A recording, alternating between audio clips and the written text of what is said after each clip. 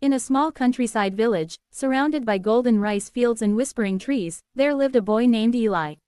His village was simple: old tiled roof houses, winding dirt paths, and a quiet river flowing gently behind the school.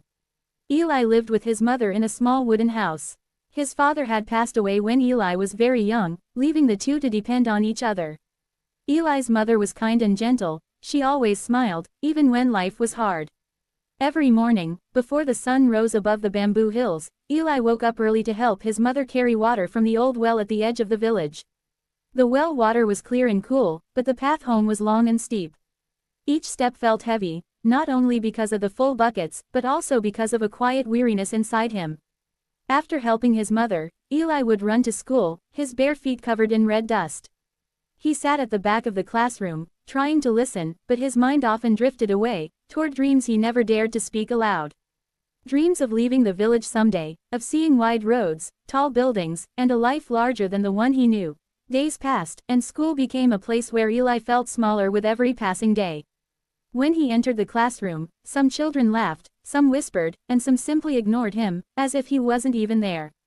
Eli stayed quiet. He knew he didn't have new clothes or shiny shoes like the others.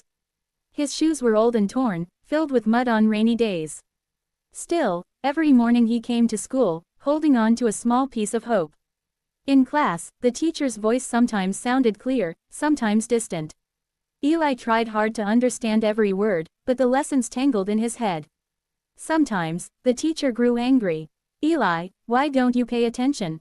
You're always daydreaming. You'll never succeed if you stay like this." Those words, which were just scolding for others, fell into Eli's heart like stones. He said nothing, but inside, every word became a wound. On his way home, he thought, maybe they're right, maybe I'll never become anything. At night, he sat on the roof with his mother under the cool evening breeze, stars glittering above. His mother always asked gently, "My son, how was your day?" Eli smiled and said, "It was fine, mother." But deep down, he felt a quiet weight, the fear that his life would pass like this forever, full of dreams but without any change. One day after school, Eli walked home silently, just like every other day. The sun was setting, painting the sky in shades of orange and pink. Birds were flying back to their nests, and the air was filled with the cool calm of dusk. Eli's steps led him to the riverbank, the same river where he had sat since childhood.